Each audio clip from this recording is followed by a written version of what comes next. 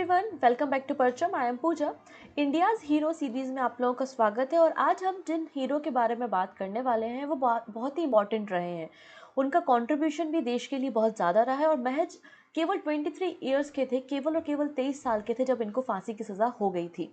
हम बात करने वाले हैं एक ऐसे लीडर के बारे में जिनका एक बहुत ही फेमस स्लोगन है, इंकलाब जिंदाबाद। बिल्कुल आपने सही समझा, शहीद भगत सिंह। तो आज हम बात करेंगे शहीद भगत सिंह जी की लाइफ के बारे में, उनका क्या कंट्रीब्यूशन रहा, उनके क्या पब्लिकेशन थे। काफ़ी कुछ यहाँ पे सीखने को मिलेगा। वीडियो को लास्ट तक देखिएगा। लास्ट में आप लोगों के लिए 5 क्वेश्चन हैं जिनके आंसर आप कीजिएगा, जिससे पता चले कि आपने कितने अटेंशन के साथ इस वीडियो को देखा है। मैं आप लोगों से अगेन रिक्वेस्ट करूँगी, कॉपी पेन लेकर बैठिएगा, तो नोट्स प्रिपेयर करते चलिएगा। नहीं तो आपको वेबसाइट तो हमारी वेबसाइट पर जो है वो हमारी वेबसाइट पर आपको वहाँ पे पीडीएफ तो मिल ही जाएगी, लेकिन अपने नोट्स जो होते हैं उनका महत्व कुछ अलग होता है, उनकी इंपॉर्टेंस कुछ अलग होती है। इसके पहले मैंने कई सारे जो हमारे फ्रीडम फाइटर्स रहे हैं उन पे वीडियो बनाया हुआ है, जैसे कि राजा राम मोहन रॉय जी, स्वामी विवेकानंद, बाल गंगाधर तिलक। अगर आप उन्हें देखना चाहते हैं तो हमारे जो यूट्यूब चैनल है परचम क्लासेस, वहाँ पर जाइएगा, प्लेलिस्ट बनी हुई है, तो इंडियाज़ हीरो में जाके आप उन्हें देख सकते हैं। तो आइए हम शुरुआत करते हैं शहीद भगत सिंह जी के बारे में जानते हैं। और यहाँ पे इसको हम अपने करेंट अफेयर्स के साथ भी एसोसिएट कर सकते हैं। कैसे? मैं बात करती हूँ यहाँ पे 28 सितंबर 2022 की। तो 28 सितंबर को 2022 में 115 नंबर का बर्थ एनिवर्सरी सेलिब्रेट किया गया था शहीद भगत सिंह जी का। और इसी मौके पे हमारे जो प्राइम मिनिस्टर है नरेंद्र मोदी, उनके द्वारा अनाउंसमेंट किया गया था कि चंडीगढ़ एयरपोर्ट का नाम चेंज करके हमारे great freedom fighter Bhagat Singh ji के नाम पे रखा जाएगा। और बिल्कुल ऐसा हुआ, चंडीगढ़ एयरपोर्ट का नाम चेंज करके क्या कर दिया गया है, भगत सिंह जी के नाम पे कर दिया गया है। हालांकि पंजाब गवर्नमेंट के द्वारा 2017 में ये मुद्दा उठाया गया था। ठीक है, तो 28 सितंबर का दिन अपने आप में बड़ा इंपॉर्टेंट हो जाता है। शहीद भगत सिंह जी की बर्थ एनिवर्सरी 28 सितंबर में होती है। 28 सितंबर 1907, 28 सितंबर 1907 में इनका जन्म होता है लहरपुर डिस्ट्रिक्ट, जो कि प्रेजेंटली पाकिस्तान में है। एक सिख परिवार में इनका जन्म होता है और इनके परिवार में कई सारे लीडर्स होते हैं या फ्रीडम फाइटर्स होते हैं जिनको जो एक्टिव होते हैं पॉलिटिक्स में। तो इनका इन्फ्लुएंस भी पॉलिटिक्स की तरफ शुरू से बचपन से ही होता है। लेकिन इनको जिन घटनाओं ने बहुत ज़्यादा इन्फ्लुएंस किया है, जिन घटनाओं से पर्टिकुलरली बहुत इफेक्टेड हुए हैं, वो है एक तो जलियांवाला बाग मैसेकर, जो कि 1919 में होता है। आप सभी को पता है, 13 अप्रैल 1919 की घटना होती है अमृतसर के जलियांवाला बाग। तो वहाँ पर भगत सिंह जी भी प्रेजेंट होते हैं। तो भगत सिंह जी उस इंसिडेंट से काफ़ी इफेक्टिव होते हैं। और इसके अलावा जो यहाँ पे ननकाना साहिब में जो वायलेंसन होता है, जो हिंसा होती है 1921 में, उससे भी काफ़ी इफेक्टिव होते हैं, जिसके बाद वो पॉलिटिक्स में आने का या फिर हमारा जो फ्रीडम स्ट्रगल है उसमें जुड़ने के बारे में सोचते हैं।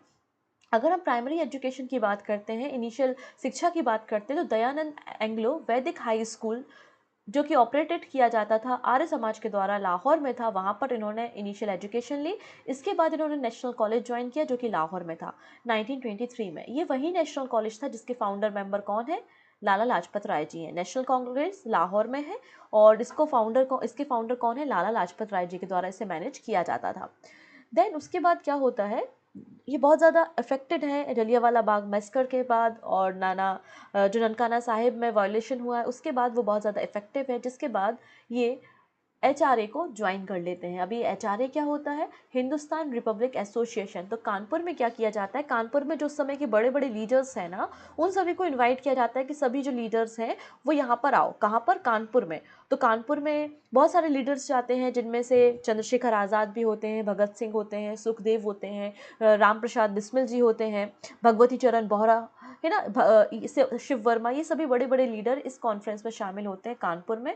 और 1924 में कानपुर में जो है एचआरए का फॉर्मेशन किया जाता है, हिंदुस्तान रिपब्लिक एसोसिएशन।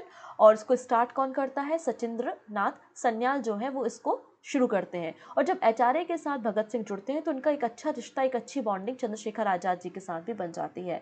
इसी एचआरए के जो एजेंडाज होते हैं वो गांधी की जो एक्टिविटी है, गांधी जी की जो एक्टिविटी है उसके थोड़े से अपोज में होते हैं, क्योंकि गांधी जी जो है वो अहिंसा पे बल देते हैं। और इनका ये कहना है कि नहीं, अगर कोई आपको परेशान कर रहा है तो बॉम्ब फेंक दो, रिवॉल्ट कर दो, ट्रेन जला दो, थाने जला दो, मतलब हिंसा करनी है, लेकिन हमको भी आज़ादी तो चाहिए, इनका भी एक ही एजेंडा है कि हमें आज़ादी चाहिए, लेकिन ये गांधी जी की जो अहिंसावादी नीतियां हैं उससे खुश नहीं है।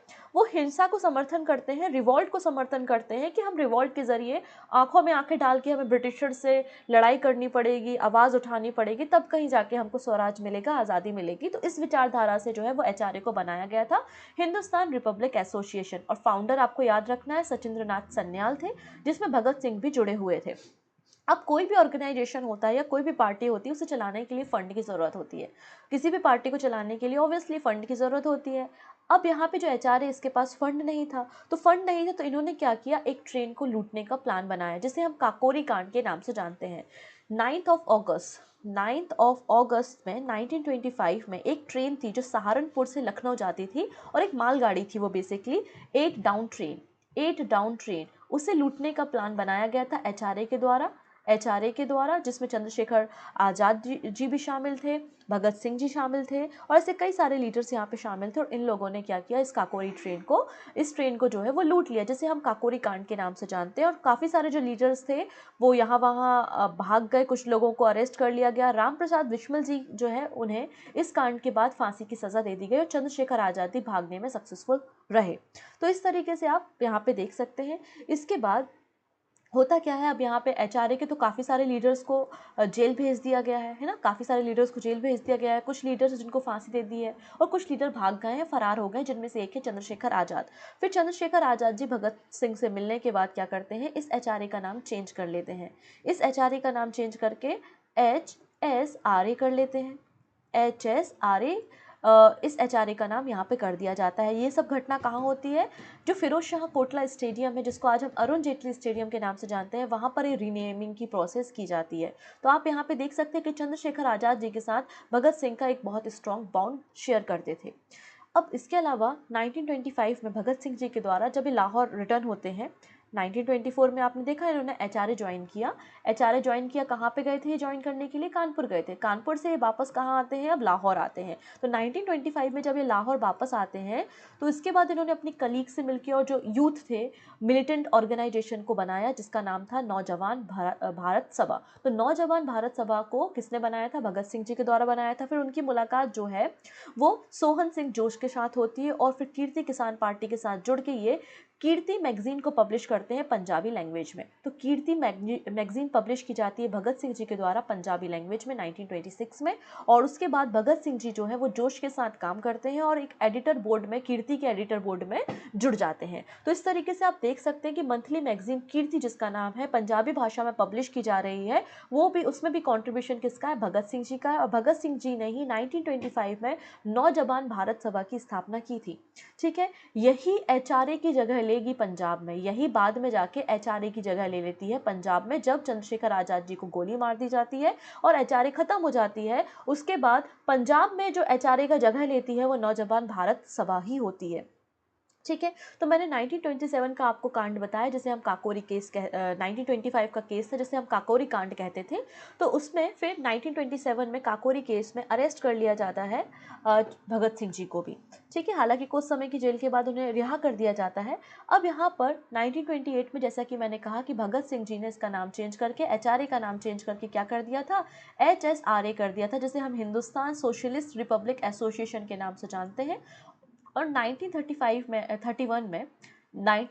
में आपको पता है इलाहाबाद, जिसको आज हम प्रयागराज कहते हैं, वहाँ पे आज़ाद पार्क आज भी है, जहाँ पे उन्हें गोली मार दी गई थी। और इस तरीके से HSRA जो है वो ख़त्म हो जाती है, और नौजवान भारत सभा रिप्लेस कर देती है एचआरए या फिर HSRA को पंजाब में।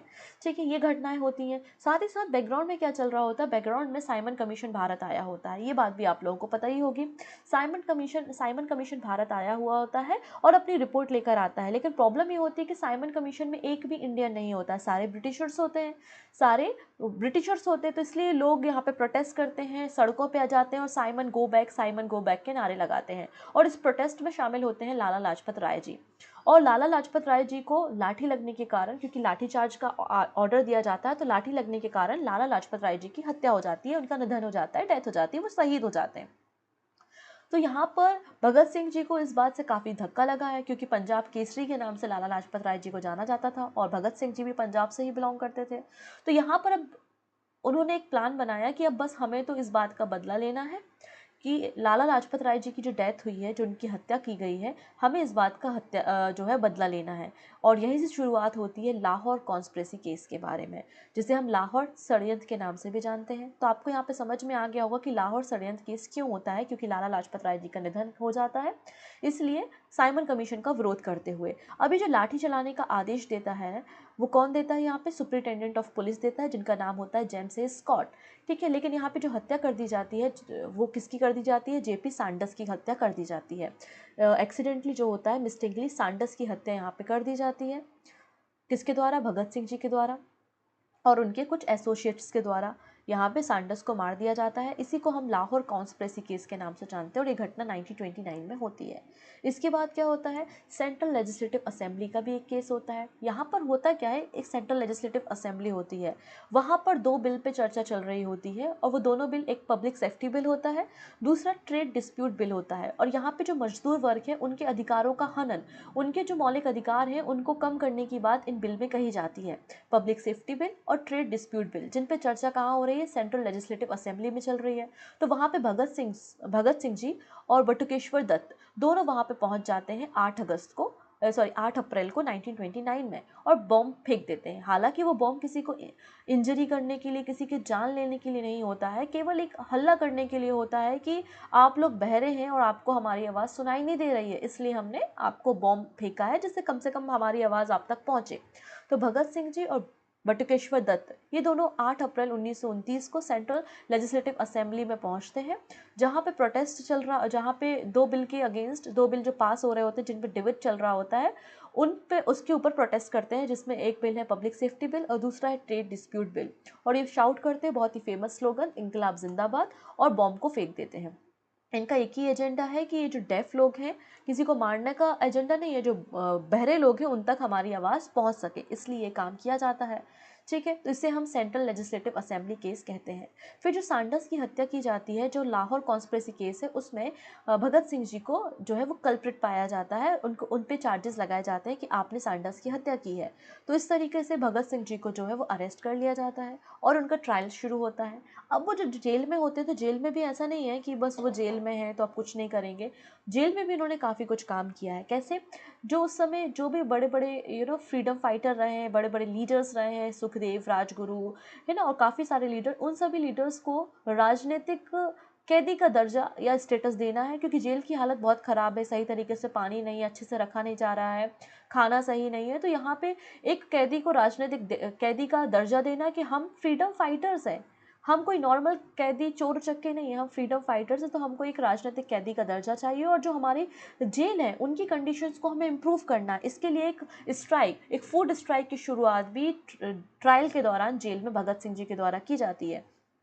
ये 116 डेज का ये पूरा हंगर स्ट्राइक चलता है, जिसमें कई सारे पॉलिटिशियन जो है वो भगत सिंह जी से मिलने आते हैं, जैसे कि जवाहरलाल नेहरू जी भी मिलने आते हैं। फिर कांग्रेस के लीडर, बड़े बड़े लोग इनसे रिक्वेस्ट करते हैं, इनके फैमिली वाले रिक्वेस्ट करते हैं कि आप ये हंगर स्ट्राइक को छोड़ दीजिए। अच्छा, यहाँ पे एक और घटना हो जाती है, जब ये हंगर स्ट्राइक चल रही होती है तो 64 डेज बाद एक कैदी होते हैं और एक लीडर होते हैं, एक्चुअली वो जतिन दास जी, जिनका नाम क्या है, जतिन दास जी, उनका निधन हो जाता है इस फूड स्ट्राइक से।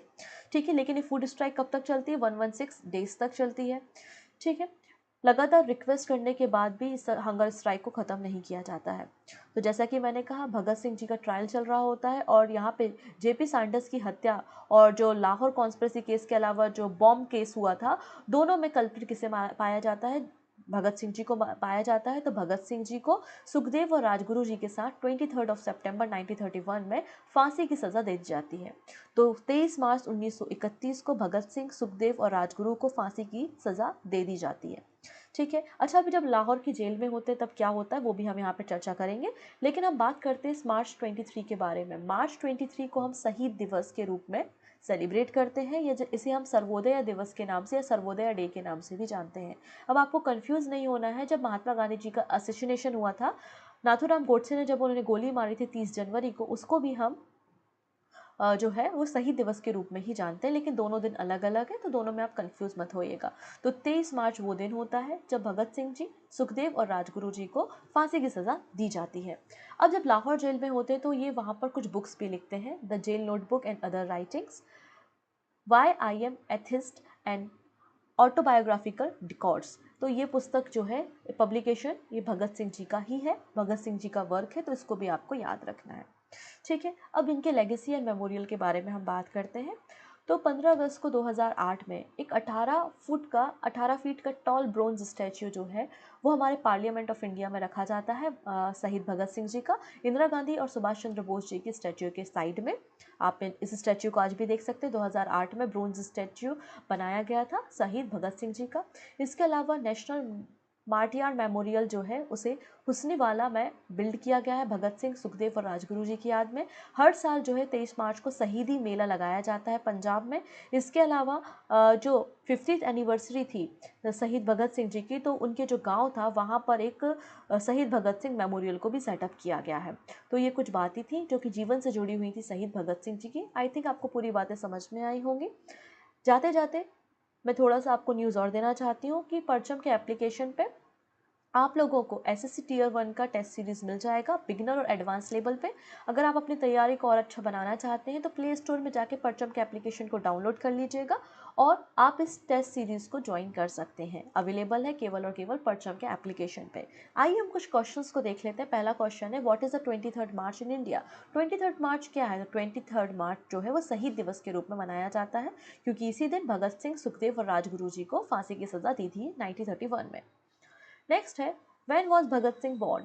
तो भगत सिंह जी का जन्म कब होता है? तो भगत सिंह का जन्म जो है वो 28 सितंबर को होता है 1907 में। ठीक है, ऑप्शन डी बिल्कुल करेक्ट हो जाएगा। नेक्स्ट है, Bhagat Singh was executed in which of the following case? तो किस केस में इन्हें गिरफ्तार किया जाता है और फांसी दी जाती है? तो लाहौर कॉन्स्पिरेसी केस में। किस केस में? लाहौर कॉन्स्पिरेसी केस में, जब इन्होंने सैंडर्स की हत्या कर दी थी। When was Bhagat Singh executed? कब फांसी दी जाती है? तो आंसर हो जाएगा 23 मार्च को फांसी दी जाती है 1931 में। ऑप्शन सी बिल्कुल करेक्ट हो जाएगा। नेक्स्ट है, which among the following books is not written by the Bhagat Singh? इनमें से कौन सी पुस्तक भगत सिंह जी के द्वारा नहीं लिखी गई है? तो भगत सिंह जी ने बिल्कुल jail diary and other writing, अभी हमने सिखाया था, ये पुस्तक तो लिखी है। वाई आई एम एथिस्ट, ये पुस्तक भी भगत सिंह जी के द्वारा लिखी गई है। तो पहले दो ऑप्शन तो सही है। नेक्स्ट है, टू यंग पॉलिटिकल वर्कर्स। तो बिल्कुल ये यंग यूथ, एक आज भी यूथ आइकन है भगत सिंह जी। आज भी बहुत सारे लोगों को, यूथ लोगों को जो है भगत सिंह जी के जीवन से प्रेरणा लेनी चाहिए। तो बिल्कुल टू यंग पॉलिटिकल वर्कर्स जो है ये पुस्तक भी भगत सिंह जी के द्वारा ही लिखी गई है। लेकिन ये जो प्रिजन डायरी है ये भगत सिंह जी के द्वारा नहीं पब्लिश की गई है, नहीं लिखी गई है। तो ऑप्शन डी यहाँ पे गलत हो जाएगा। प्रिजन डायरी जो है वो जेपी नारायण या जयप्रकाश नारायण का वर्क है। ठीक है, तो आप इसको भी एडिशनल फैक्ट के रूप में याद रख सकते हैं। सो आई थिंक आपको पूरा मैटर समझ में आया होगा। आगे हम ऐसे ही कुछ नए इंडियन हीरोज़ पे चर्चा करेंगे। तब तक सब्सक्राइब कीजिए, शेयर कीजिए और जुड़े रहिए। Take care.